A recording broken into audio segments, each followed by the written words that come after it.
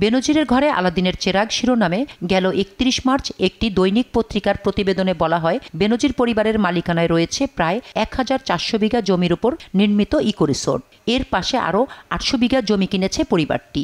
এছাড়া ৫ তারকা হোটেলে ২ লাখ শেয়ার এবং ঢাকার বসুন্ধরায় ৩৫০০ বর্গফুটের ফ্ল্যাট রয়েছে বেনজির পরিবারের। পরে বেনজির আহমেদের অনিয়ম দুর্নীতির মাধ্যমে সম্পদ অর্জনের অভিযোগ কেন তদন্ত করা হবে না, এই মর্মে উচ্চ আদালতে রিট করেন আইনজীবী এম সারোয়ার হোসেন।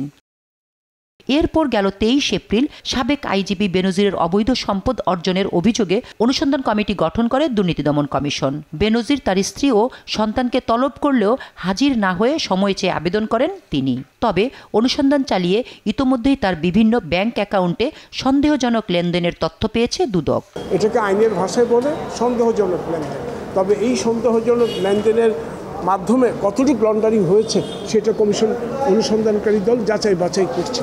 এই যে ব্যাংক ট্রানজ্যাকশনগুলো যে হয়েছে একই দিনে বা পরপর ২ দিন ৩ দিনের মধ্যে বেশ অনেক কয়েক কোটি টাকা উঠিয়ে নিয়েছে।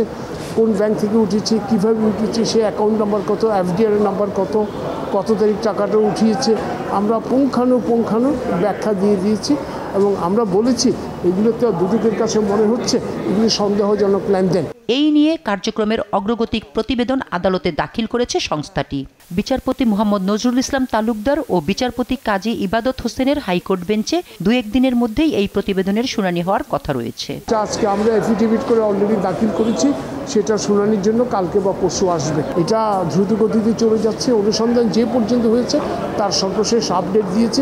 সন্দেহজনক লেনদেনে কত টাকা পাচার হয়েছে সে বিষয়ে যাচাই বাছাই করছে দুদক।